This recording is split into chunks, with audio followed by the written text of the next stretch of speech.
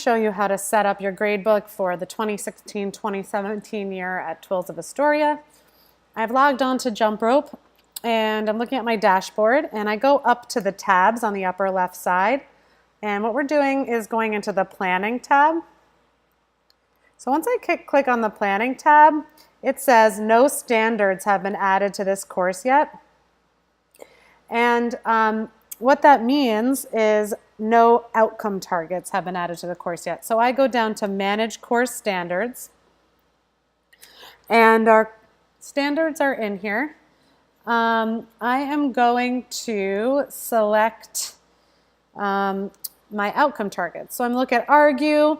I know what my targets are because they're decided upon by my department. And I've selected up to 15 about for each year-long course. So I click on my target for Argue that I know I have. I'm going to click on my Be Precise targets.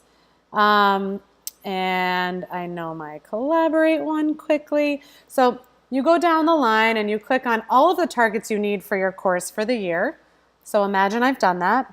And now you click Done.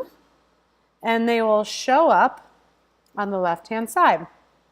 Now, I haven't created any units yet. So your unit is your course name.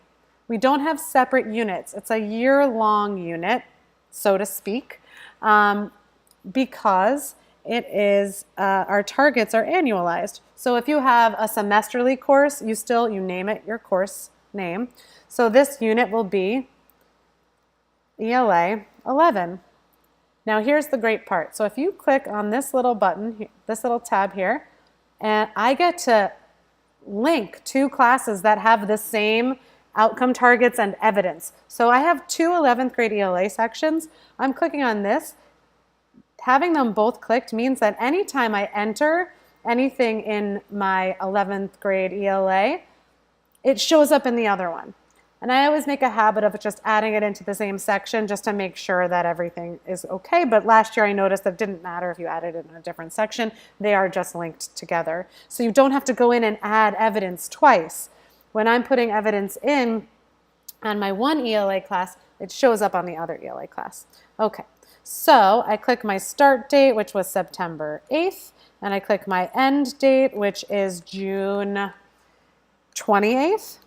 And you're going to go ahead, and if you have a semesterly course, we may not have the end date clarified yet, but you can still just put June 28th for now, and then you can change it later if you need to.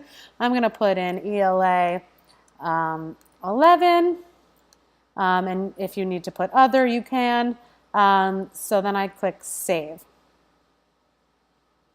Okay, so I have now my unit, which is my year, and I have my outcome targets, and imagine this is all of the targets I'm using. So the next thing is creating evidence.